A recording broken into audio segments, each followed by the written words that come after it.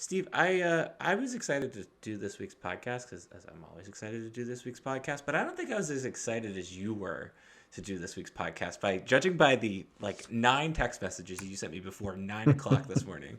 Wasn't, but one of them or two was about the column that's coming later this week. Right, which is fair, and but I appreciate your enthusiasm for this little shindig that we have here. Hey, we don't promote it well, but it's the best podcast Hey, out there about Penn hey, State. we do. I'm saying Promote it well. we tell your friends. If you're listening, tell your friends. Yeah, there we go. This is called the Stuff Summer Says podcast Steve, with Steve.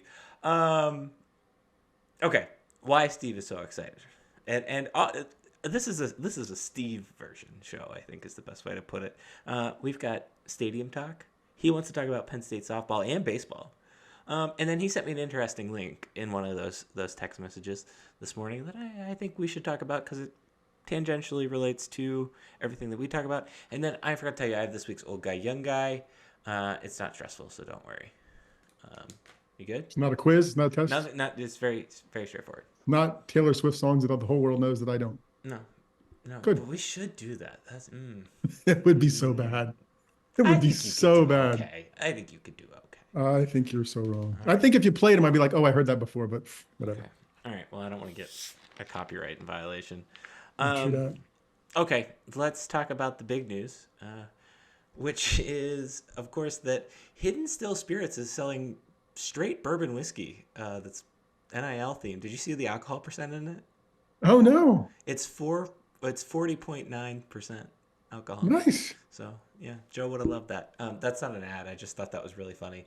That was the big news. The other big news today, the real big news today, is that Penn State's Board of Trustees has approved a $70 million contract. 700. Sorry, 700. sorry, Isn't it? yeah, $700 million. 70 last year. 700 this year. 70 last year. $700 million expenditure, I guess would be the best way to say it. Line item on improving Beaver Stadium, and what that looks like, we don't quite know yet, but it's going to be, as kind of all we've all been talking about leading up to this, a complete, essentially, tear down and rebuild of the west sideline. New press boxes, new luxury boxes, new premium seating, probably definitely new actual physical seats in there. There's a lot in there, and I think, as we have talked about time and time again, it's kind of needed. Like, I hate to say it, but Beaver Stadium is a dump. Like, it is. And I think I say that, and I every time somebody from out of town or I say I'm a Penn Stater, and they're like, oh, what's a game like at Beaver Stadium? And I say, inside the arena there is nothing like it. There is no better experience. Underneath the erector set, it is not great. And I guess the people that did the math on all of this essentially determined that it's cheaper to include those upgrades as a part of this bigger upgrade, but not as expensive as stripping the whole stadium down to its bare bones and rebuilding, because that's going to cost allegedly $2.1 billion. The project is financed through a bunch of different ways, and there's one way that I thought was really interesting that we'll get to in the presentation that was shared. But allegedly no tuition dollars are going to be used. It doesn't seem like any state tax funding, which is always good, is going to be used on that. Overall, like I said, I think we've known that it's been looming. We know that it's been coming, and now really the wheels are officially in motion. So yeah, that's kind of my initial thought. I have some deeper thoughts on it, but what does Mr. Samsel think? I think this is the yes man episode, right? Like, we can do old guy, young guy. We can talk about different experiences. This is the vehicle that drives the biggest cash cow in the athletic department. They had $200 million of deferred maintenance that they're supposedly behind on that they have to do, whether that's painting every year or whatever else, who knows, stuff like that. They winterized apparently last year with the $70 million that $70 million expenditure. There was a little bit of grumbling, right? Like 2 people voted no and 3 people abstained because it's, there's some politics to play among the board of trustees. And I'm actually okay with that. Like it's so disingenuous through the years that every board of trustees vote is like 34-0, right? Like, that's silly, people certainly have different opinions, and it's fine for them to have a different opinion. It's fine for them to grandstand or whatever they were doing, or maybe they have genuine concerns. This was going to happen from the get-go. This probably needed to happen. And yes, does athletics spend every dollar they get? They pretty much do, right? So they're going to borrow the money and they're going to find a way to spend this back and or pay this back. And there are people out there. The tunnel suite sold out right last year. Like for as much as my fandom of, hey, here, give me a ticket price, let me go in. Oh, yeah, there's popcorns and popcorn, hot dogs. Okay, I'm good. Hot chocolate's pretty good. Okay, I'm good. That's my experience. I'm happy. Thank you very much. People want different things now, and we have university has 700,000 alumni churning out several thousand every year who've experienced football. There might be some more people with younger people with money who have different desires for experiences. But that the clientele on the west side of the stadium will change in 4 or 5 years. Like Yeah. whatever that couple's name is from York that we were picking on, it's going to be too expensive for them. Forget about the physical challenges of walking up the row 68. It's going to be too expensive for them to get in the seat someday. They're going to complain about it. Somebody else is going to take their spot, and that's So okay. let's start there because I think that's the main thing that I think I'm most anxious about. I think that's the main thing that talking to people are anxious about is what is this going to do for pricing, and I am anxious about that. I think a significant portion of our disposable income does go towards Penn State football and Penn State football tickets, and every time that bill comes, it's like, ooh, yeah, that's I guess that's what it costs, and then they'll sneak in those prices in there. I do get anxious about as Mike Portman wrote this week. He did an all 22, and he kind of talked about how he doesn't think that the environment is going to be the same once this comes in, and I have to agree with him. I mean, sounds like a lot of these seats are going to be for maybe not a lot of these seats, but a decent portion of these seats are going to be allotted for premium, but big time spenders, businesses, etc. The corporate type crowd that probably isn't going to get drunk and animated and have fun and sing along with all the songs. And I think that's concerning to me because I think that's part of the experience is truly creating it, not to sound like a cliche or whatever, but truly creating a home field advantage. 107,000 people is a very unique experience that you only really get to experience two other schools in the Big Ten, maybe 10 other schools in the rest of the country, and really in the world, because they don't have that big of stadiums in Europe primarily. Like they don't have this big of stadiums in any other sport. It's very unique, and I don't want to lose that. I am interested to see like do Bill and Linda, do they go from the 30-yard line, row 55 to level 200 or maybe even like a level 300, but judging by the way the deck looked, like it looks like there might be two decks, the way the rendering, which is just a total rendering, looked. I do think I think you're gonna force more people higher up in the stadium, and I do like where I sit at my sight lines. I'm worried about my seats because I enjoy my sightline.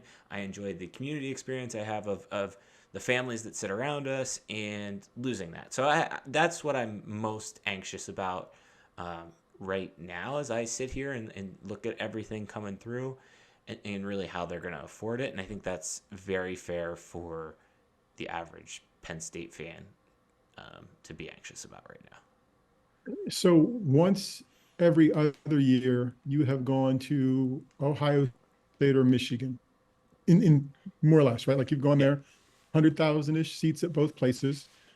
Our place gets credit for being a little more raucous and whatever else. And those places don't have, I mean, they have luxury boxes in the traditional sense, like Michigan's all on the one side, Ohio State, neither one of them has field level stuff yet or those kind of things. Yeah. So I think Penn State, if that materializes, right, those kind of things is going to be the first for one of those. I think the culture of the place and the what the whiteout has built through the years, I think people will still buy into that and still be, we're going to do that, even though we're going to just do it in more comfort. The math of not losing many seats, I think that'll be interesting to see how they do that and not lose as many, right? And if that's the case, if they don't lose as many, the ticket prices shouldn't go up much. I mean, they shouldn't have to go up much. Right. I mean, they got to pay for the stuff.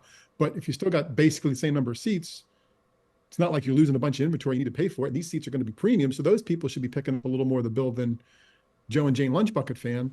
So yeah, my word is always it's interesting. It'll just be interesting to see how athletics in 4 years values that stuff, right? Hmm. And is there a way to keep regular fans happy without feeling like they're extorted, right? Because at Right. some point there's a number that it's worth it to come to a game, and at some point there's not. Yeah, and maybe this is a future summer project that we take a deep dive on. I've I'd like to know what it costs, like A&M, Texas, Bama. Like, what does that cost for the premium, and then for you and I seats, essentially, right? Like the average fan seats. I think that's interesting.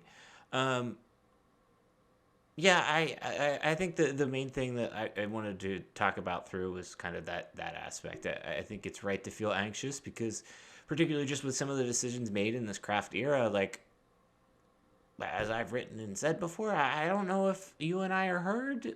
Maybe that's tough shit. Get used to it, but that's how I feel. Um, I think if we saw the survey data from November, right, that you did, and I guess I did.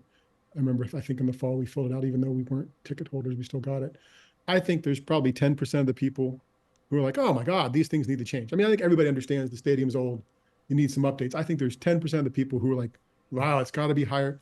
So I think you're doing a lot of this for that 10% who want more.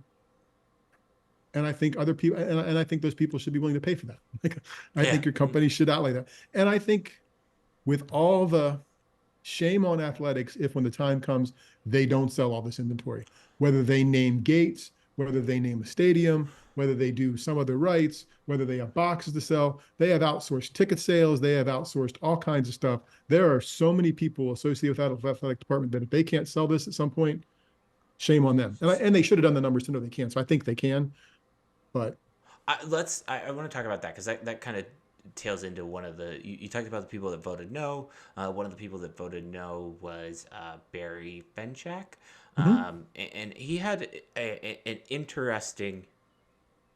I wouldn't say article. He had an interesting some words and thoughts on why he was voting no.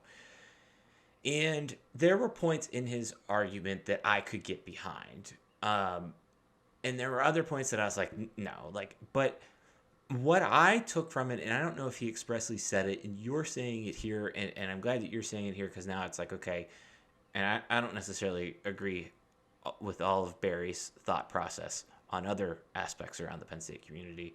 But I did kind of what I'm hearing and seeing is this now becomes Pat Kraft's job to go out and sell those tickets. And this is very much his legacy project in the fact that you've got to make the most of this opportunity. You can't sit idly by and just let these tickets go to waste because you've got to get those seats in there or you're not doing the job that you were hired for, that you went to bat for, and now just led this $700 million initiative to get approved. And to me, I think that's the like for as much as we put like James Franklin under the microscope, this is how we should put Pat Kraft under the microscope. What is stadium attendance like? What is stadium attendance like? Sure, great. It's always going to be high for Ohio State, maybe even Oregon, Michigan, etc.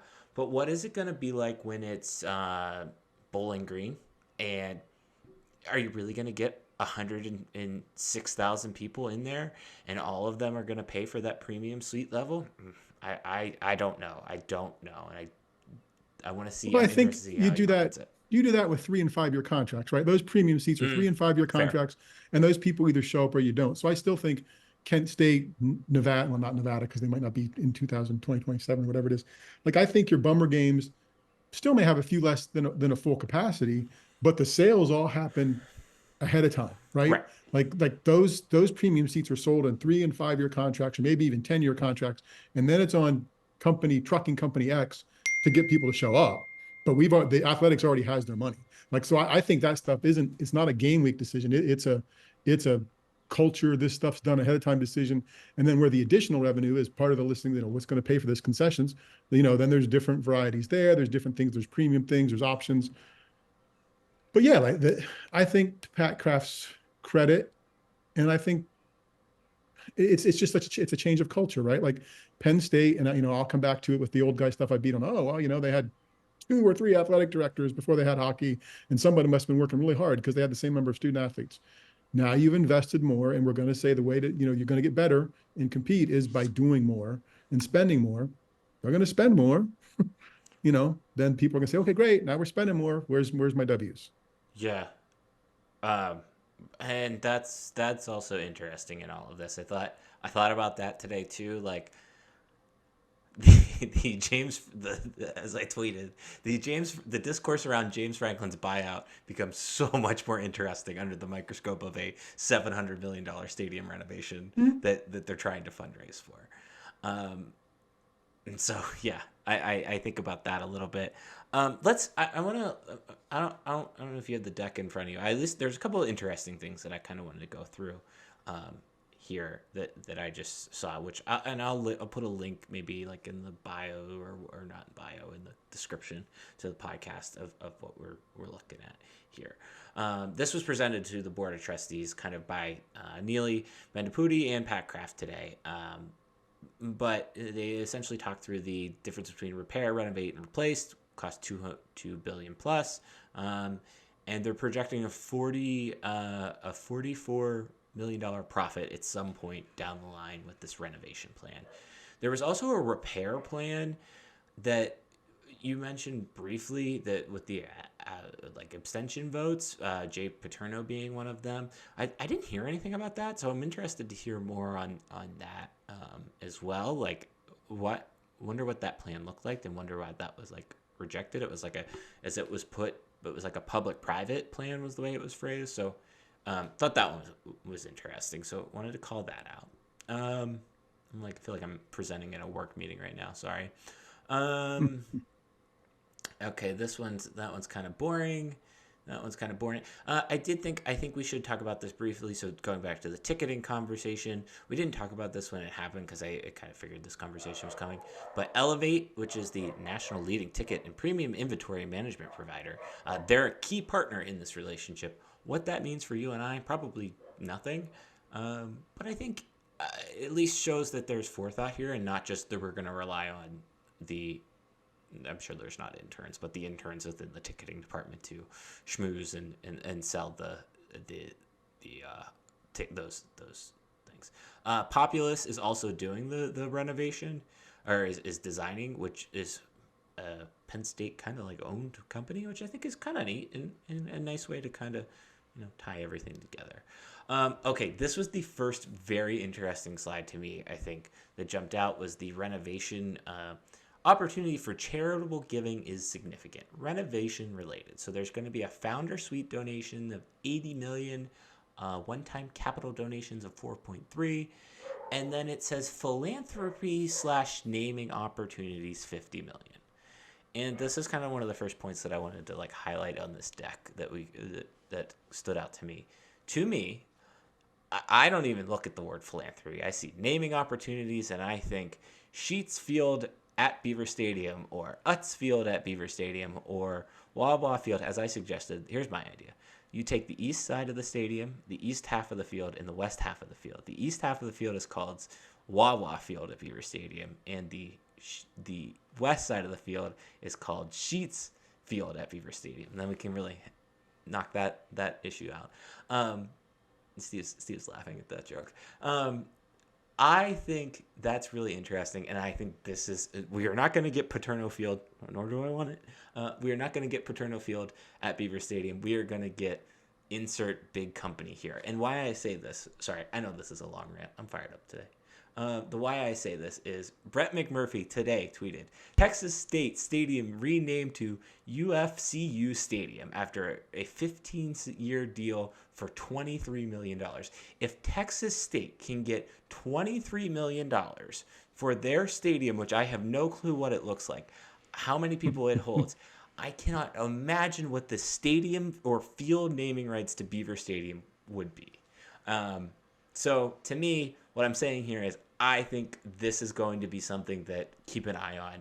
I bet that there's going to be naming rights to the field. The money's sitting there for the taking. You keep the tradition of Beaver Stadium, everybody's going to colloquially still call it Beaver Stadium. Nobody is calling Acrisure Stadium Heinz Field, or yeah, is calling Acrisure Stadium Acrisure Stadium. They're calling it Heinz Field. Still, it's just gonna it's this is what's gonna happen. So I know that was a long rant, but I just wanted to highlight that. What are your thoughts, Steve? Texas State's football stadium, Yeah, formerly Bobcat Stadium, has a seating capacity of 30,000 people.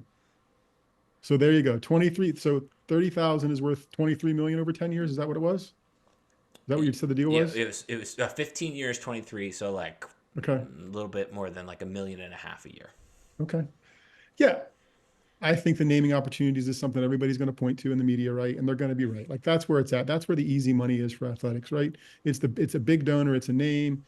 And whether they're creative enough to do entries, right? You've seen that at stadiums like this is the whatever area. This is the entrance, this is this gate, this is you can do that with four different partners at different gates. That's four different asks and four different cells from either athletics or elevate or whoever.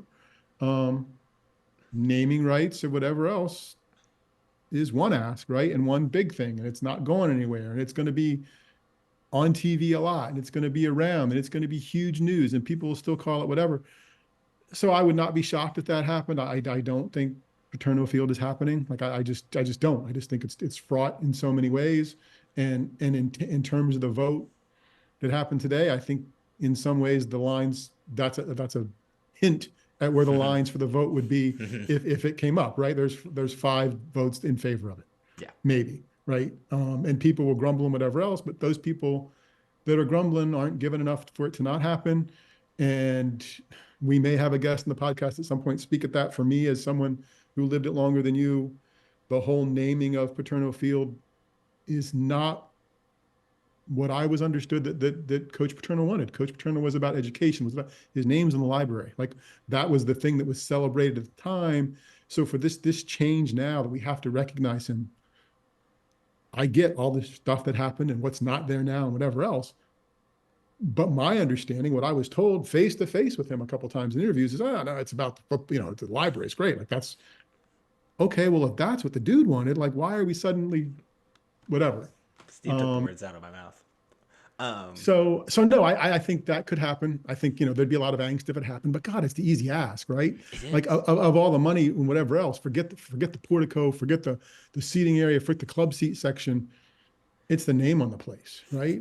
50 million does not like obviously that's a lot of money, but that's not a big ask. Go look at like any of the NFL stadium deals, and obviously it's a little bit different because those NFL gate stadiums can host Super Bowls and there's more media attention. And but we talked about this with Brad Keen when we talked about Highmark. Like there are companies willing to fork over the cash for this type of publicity, and I guarantee you there's probably who knows, maybe Pat Kraft's phone's already ringing of businesses that. And I think if you're a fan that is worried about your ticket price, going back to your angst a little bit, right? If you're worried about that, you want to name the Yeah, sponsor. yeah, You want someone to carry the load and say, "Yep, that's what it is." And guess what? I mean, I didn't look at the deck. I looked at the web. I'm looking at the website that they have a revitalization website, and this stuff is from a PR standpoint just always it just entertains me, right? Like there's a frequently asked questions section.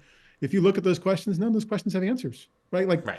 they're like, "Oh yeah, that's a good question, and we're going to figure that out." Like, stop it. Like, why stick questions and answers if you're not going to answer them, right? Even if it's, well, ticket prices go up. Our intent is to hold the line on most ticket prices with the help of donors and whatever else. Okay, say that, Yeah. right? Then you get those people in your corner saying, "Oh yeah, find some donors because I don't want my ticket price to go up," right? Um, so that's the part that I guess just watching it from my seat will be entertaining about how they spin this and make it work. Like, I don't think anybody in the fan base is upset that there's a renovation. I think it's going to be better. It's going to be good. And again, very little dog in the fight for me unless somebody wants to give me tickets to show up because I'm not giving them my ticket money anymore. But I understand that it's good to go. Like, where's the best place I've been? Lucas Oil Stadium for the championship game in 2016, right? Like walking in there with wider concourses. And again, it's smaller. But it was just a different environment, right? Yeah. Like if they can do something like that, that makes every football game feel better. And People, if a concert's worth $1 million, which is what that one was worth a month ago, a million, million and a half, whatever the number is, because they kept concessions and parking. if you can make $1 million on your biggest thing once a year, maybe twice, and do a couple other things, because there's no money in the other events. That's the thing. Like the Brewfest, there's no money in that. Like it's a pittance. Now it may be thousands of dollars, which they're not going to get anywhere else, but it's not like move the needle money. Right. Well, and that went to the tour or Right, the right. Happy Like they Valley basically or gave it Happy up. Valley. Exactly. Yeah. Yeah. No, I don't disagree with that. I think that's one of the other things I wanted to call out here that I thought that was interesting. Hold on, I have to get to this because I need Steve Sampson's thoughts on this. On slide 13, there is a the healthy balance sheet supports risk factors, essentially, or these risk factors. And they list ones that they have more control over, then they have ones that they have less control over. And there's such a unique phrasing that I need Steve's thoughts on. Maybe he doesn't have thoughts, maybe I'm overreacting, but it's If you're not watching, be watching now. So here we go. Go ahead. it's player compensation / revenue sharing. And I think it's so interesting that they chose the word player as opposed to student athlete there. Oh, it's right. That's ship sail. Okay. Like that's ship sail. Like Glad he said it. yeah, no, Okay, good. no, but we'll talk transparency some other day, Okay, right? Like that's the thing, because that's in the list with no. So that's in the line. That's in the list with no control over, right? Less control. Less control. Yeah, Okay. less control. Potential construction costs increase over time, and then interest rates over the next 3 years. Who knows what those are going to be? The main crux of what we kind of determined from the stadium upgrade to be is actually a lot more amenities, maybe less some seat impact. Because as Poorman reported, like it's only maybe going to be 500, 600 seats less. So we're going to see a 15% increase in bathrooms, which is great. There could be an increase of 24 elevators, 12 escalators, which I don't think Beaver Stadium has a single escalator now. Has one. Oh, it has one? Oh, right. Yes, it does. And the 4 stair towers. So I think that's interesting. Also, more concession stands, a 70% increase in concession stands. I hope that at least, let's say, like 102 out of 102. I hope 99 have chicken baskets. That would be my hope. So I thought that was interesting. All those egress improvements and access and egress improvements just means people will get out of the stadium sooner to go sit in the parking lot. Right. Exactly. Okay. So the one interesting thing about other events, and I did think about this, and I thought this was a neat thing that they called out, and maybe this is just me falling for the PR, but so they want to create a front door experience through a welcome center, which I think is a great idea because that's relatively what the All Sports Museum is. But right now, Beaver Stadium is not really used for an educational purpose. Like there's some of smaller events there, but for new students or any students, it's really only used for a football game. And they've got an augment enrollment efforts with prospective students here listed, customized campus visits, leveraging technology to create personalized and immersive experiences. Again, could be PR stuff, but I think it's great. And then the campus visit experience continues to be the most important driver for decision making for prospective students. To me, relatively interesting because now we're going to use Beaver Stadium in an educational way. Again, could be PR stuff that they just threw in there and make me feel good, but it's at least making me feel good that they're using and want to use the stadium in that sense. I think you're right. I think you're correct to want to embrace that if it happens. If it happens, it would be a pleasant surprise, right?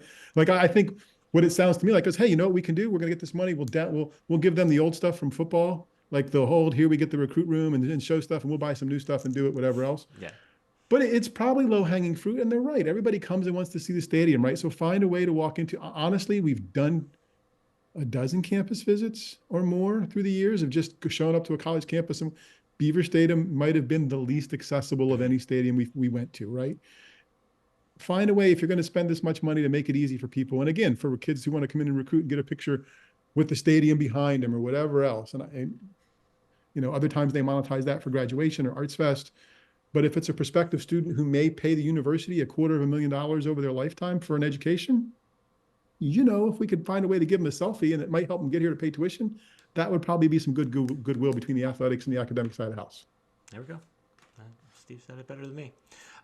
Okay, the most interesting thing in this entire document, and then we'll get to the timeline, and then we'll wrap up the stadium conversation. I know it's long, but it's a $700 million project, and they haven't touched Beaver Stadium since 1960. So, the main interesting thing that I noticed in this whole deck is so subtle, and I again could be reading into it, could be overthinking it, but that's the whole point of this podcast.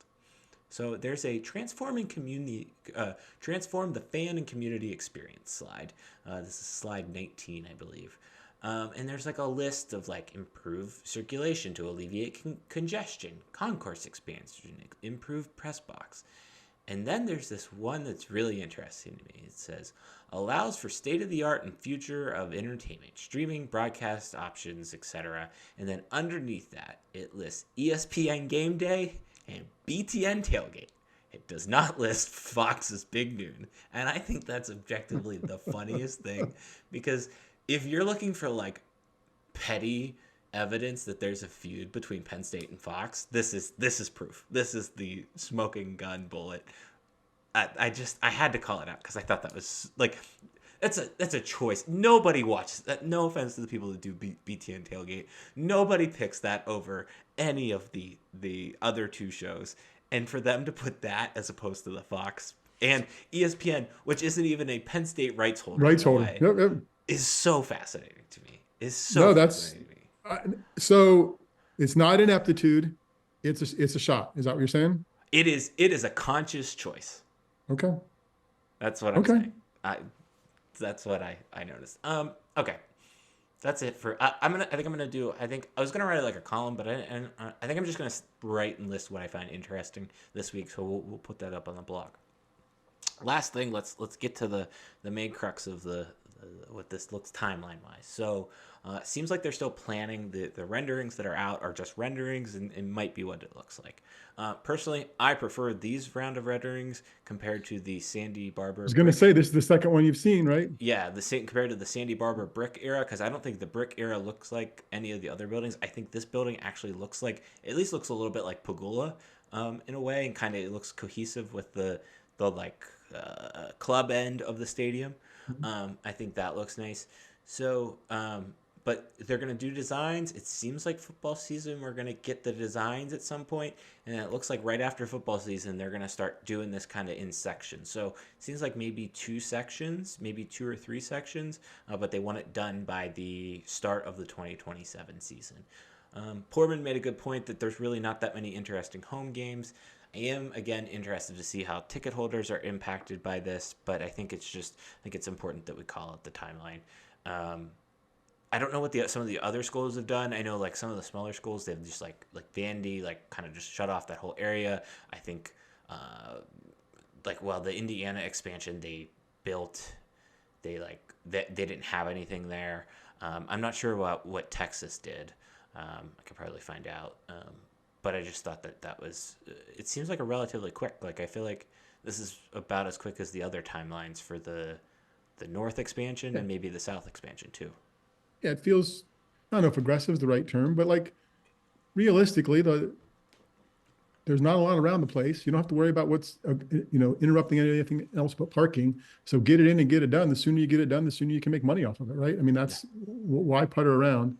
And the schedule is the schedule. Like, it's not like they're ever going to add a game to get more people in. Penn State is the attraction. The stadium is the attraction. You're going to get 107 for a good game. It doesn't matter what's going on. So, and they're not going to schedule a good you've seen the best non-conference games you're going to see in your lifetime, probably. I mean, unless something really changes, you've been to Auburn, you've seen the games that are going to matter, because they don't need to schedule them. Like I think we're done on that. Okay. I know that was long. That was 34 minutes of us talking about the stadium, but I think there's a lot that we needed to The game day thing was great. Like, cause if it's not an aptitude, it's a shot. And game day is not doing anything inside the stadium if they come anyway. Like, I mean, that's the other thing. Yeah. Like they're not. BTN Tailgate would take the inside because they could take crowd however they can get it. But game day is not going in the stadium. So it's a shot probably, or it's just throwing shit against the wall to see if it sticks, kind of like the experience for the prospective students, right? So that'll be the thing that's fun to watch, is this whole place out. All right. I'm glad we covered all of our bases there. No, I think that's great. Okay, let's move on. Let's talk about Penn State's bat and ball sports. I think that's the best way to put it. Speaking of Texas State, wow, a lot of Texas State talk on the podcast this Good. week. Penn State softball season ended at the hands of Texas State down in Texas at A&M, I believe. But arguably, maybe their best season ever. And I think we should just highlight that relatively. I think this was Clarissa Crowell's first season, right? So very impressive. I think that's important to highlight and call out. I think the spring sports, primarily like the later spring sports, kind of fall off the wayside just because they're not that interesting to the media here. So I think that's worthy of a shout out, call out. And then the other thing is for Mr. Samsel, and he wants to talk about Penn State baseball. What's your question or thought? I know. I just want to they won the weekend series to make it to the Big Ten tournament. How did they? They didn't need to because it's his first year, but Coach Cooper made the tournament last year, right? Got canned because it was, here we go, whatever. 2 Did years they ago, need? right? Oh, was it 2 years I think it ago? was 2 So years this is the ago. second season. No, So I guess this is Mike Gambino's, right? I think that's how. first season, right? This is his first season. Cooper didn't make the Big Ten tournament last year, though. I don't think. I think it was Okay. 2 years ago. So how important? I guess that my question is how important is from you who probably care more than me is a Big Ten tournament in his first season I and doesn't think mean it anything. matters. I think it does because it's not like a basketball tournament where everybody makes it. You gotta be in the top 8. So I think that's impressive. I think the other thing that is impressive is much like any other sport, they've got to deal with the transfer portal. At least shows that there's like oats can be sown here. I think is what I'm kind of seeing and feeling from that. So that's how I feel about it. At least I know they haven't played yet. They were supposed to play tonight, but I guess there's bad weather out in Nebraska, so I think they're playing tomorrow morning, which will be probably this morning if you listen to this podcast on Wednesday. Yeah, I think that it's very impressive and I think it's maybe this is the standard, and I think you should. When you look at like the states that have produced the most MLB players, you look at how passionate people are for the sport of baseball in the state of Pennsylvania, between major leagues, minor league teams, all the way down to the youth passion.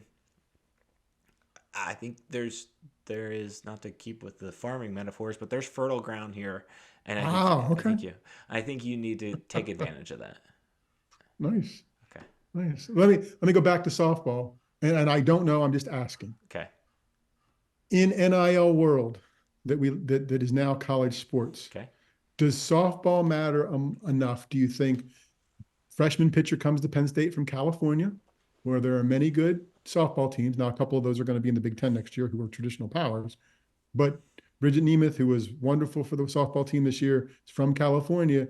Is there any chance that Penn State is, I don't know, a place for a proving ground for someone like that to say, oh, look what this kid did at Division I level. Now we're going to try to get her to come down. Like I have no sense. I have no sense. And because it's not football and basketball, could it be something that happens off the radar? And that's what I don't know. Like, I maybe if we were in the South, I think I'd have a better opinion or feeling on it. I don't know, like, what is the market for a football player versus a softball player? Right. And I would have to imagine that it's very.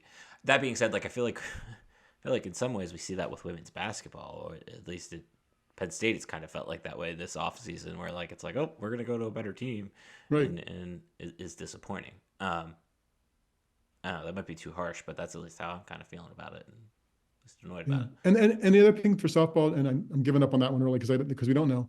But the thing that I do know, and kudos to them, and I don't know how much they all contributed, but it really doesn't matter. They had it doesn't matter. They had seven players from Pennsylvania on the roster this year, which feels high for a long time. And I think that was a disconnect with the program and the community who would say, well, look at all these great teams in the state. How can there not be anybody in the roster? And I think 7 players is great, no matter how much they contributed. They're there and they're there for a reason, apparently. Well, I think that's kind of where I'm at with Penn State baseball. Like, there's passion for, and I know there's passion for softball as well. So yeah, I think I just think it's like I don't want to say it's a sleeping giant, but I think I think it's a missed opportunity or an easy win. We talk about like I hate to put everything back on Pat Kraft because it's not necessarily his responsibility on how the team performs, but like if he can show investment in that, like that makes me as a fan that cares about the athletic program as a whole Mm-hmm. feel a little bit better. And I think Yep. if you're going to see success, great. I want to see that. Okay, covered that. Good. Anything else there? Nope. Okay. Let's briefly discuss one interesting thing that came from Joel Klatt's podcast, which was an interview with Michael Mulvihill. I think I'm saying that correctly. He's essentially in charge of the Fox draft for media rights, among a bunch of other things. I don't want to boil his title down to just one thing, but he was on Joel Klatt's podcast today or yesterday, and kind of talk through the draft. It seems like, so it doesn't seem like, he said that they essentially traded the third pick in the draft, which I think is interesting to hear. They don't select games, they select the dates on when they Mm-hmm. went the first pick. So I think that was interesting to hear. So then from that, on top of that, we heard that, and now we're hearing that the November 2nd date, which is when Oregon goes to Michigan and Ohio State comes to Happy Valley, that pick still, even though that was going to be the third pick, still fell to them the way the draft shook out. And it seems like Steve and I were discussing this before the podcast that there's a pretty good chance that it's going to be at noon. At least I don't want to say it that way. It seems like there's a very good chance that there could be a noon game and that Penn State will be involved in a noon game. Dance around that, put a little PR spin Well, on it. I just know that that option still lives from what they heard. Like Yeah, I misunderstood, and I guess I thought the Oregon game was out there, and that they weren't not going to do any noon Eastern time games in the West Coast. Although he did say that. Like, so Big Ten games that are big games in the West Coast are not going to be Fox's top priority in the next couple of years. Like I heard that. Like the noon window is our window. We own it. We're not going to make them play at 9 on the East Coast. which is 9 for an fine. East Coast noon, and Which I think so too. makes sense Right? and makes sense. You Like have enough. the market's not there. You know what I mean? Right. It's No, just you have not. enough inventory, and there are two teams in the Big Ten that 2.5 maybe to give Penn State a little love. But there are two teams that drive viewership. It's Ohio State and Michigan. Like, I mean, they're just numbers. I mean, we've looked at them through the years of if Penn State's playing in Illinois at Illinois and Ohio State's playing in Illinois at Illinois, Ohio State's going to get bigger numbers. They just are. Like, there's no disrespect to Penn State. The numbers are just better. Um, no, that piece of the podcast, if you get a chance to listen to Joel Klatt's discussion, Fox had five of the first 7 weekends they got to choose, right? And they're going to have the first 3 weekends for the next couple of years. Like, they're going to get the first 3 weekends of what games they want, which I thought was interesting. And I think they're very committed to Big Noon, right? I mean, they talked Mm-hmm. about the growth Yeah. of where it fits. CBS is going to be 3:30 and NBC is going to be 7:30. And then I guess the other thing to watch late this week is there's going to be the Friday night announcements on some games coming out that are on Fox. I don't know if there's a Penn State road I game don't that think. looks. Are they at Illinois No, that this that year? that's homecoming. Oh, that's No, right. They're home. the So only there's. one that like people were like kind of talking about was West Virginia, but when you look at who picked what, Fox essentially has nothing that day inventory wise. On And I that think because it's a Saturday, West Virginia home game, Big 12. I mean, that's why I talked about ESPN, because it's Fox has a Big 12 stuff, but West Virginia isn't limited to Fox for its home right? games, Well, I think right? initially, like when we did those picks, it wasn't. Now it's by proxy of like the ESPN picks that came out. It's like defaulting to Fox, in a way, which is fine. Um, no, but I think I am very fascinated. I thought that was an interesting interview. Like I think it was very helpful, and I think it cleared up some questions that I actually had. I would love a more deeper conversation on. Like I want to know, like, Can I trade the number 3 pick in the 2026 draft Oh, for for a, right. for a draft pick this year? Like that's what I want to know. Like I think that's Well, we don't know what was traded for this for them to get right, to get 5 of the first 7. right. You know, Um, so although I so would never give up the first 3, right? Like if that's, and again, that's Fox's money. They got the first three weekends to choose from every year for the next couple of seasons. You're keeping that because you're thinking you're going to get 3 10 million viewers weekends, you Right. know? Right. Um, no, I thought that was relatively interesting. So but yeah, it was a helpful interview. Uh, Changed my thought process on the draft a little bit, but not too much. All right. Anything else there? Oh, let me ask. We'll save that for another time. We'll save that question Okay. for another time. Okay. This week's old guy, young guy, since we're running long, but I think I promise it'll be worth it. Okay. This week's old guy, young guy, brought to you by your mobile phone, your Okay. cellular device. Okay. Does Steve play games on his phone? Does he Oh God, like no. Candy Crush? No, Oh nothing. God, no. No, I don't have any games. I have how many screens of apps do you have? Like if you slide to the right, how many screens of apps? That's a trick question because I Or do you have have them I inside have inside? them organized. I'm very organized. So Okay. I have three. That's it. And I kind of Okay. have and like I have some folders, but you don't no games, none, not even. No, no, because I wasn't. You're not a Our video girls game really guy. right. I wasn't a video game guy. Our girls didn't really have video games. Didn't have phones. Well, I lost the phone battle, but they didn't have like TVs in the rooms. So no, not a game guy. So no, there are no games. It is like social media, weather, ESPN, music. Um, that's really it. Like my little app to get into the gym at Penn State, my Ticketmaster stuff. No, I downloaded a radio station app so I can listen to like the AM talk show that's local. So that's really old guy That's stuff. about as When old guy you've as got it an gets. app to listen to, like, well, I guess it's an FM station. So no games. Okay. I'm not surprised by that. I was just curious. I am. For a while there, I only played video games through So how many apps. different games do you have on Right in a folder? right now, I have Candy Crush, and I have another one. It's like a, where did it go? It's like a little golf game, but I haven't played the golf game in a while. And we talked about this.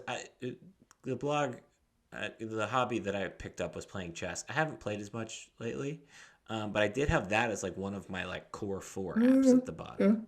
yeah. Um, so, um, yeah, okay, all right. I'm I'm not surprised. I think is the best way to say it. I'm not There you surprised. go. Old guy doesn't play games. Okay, all right.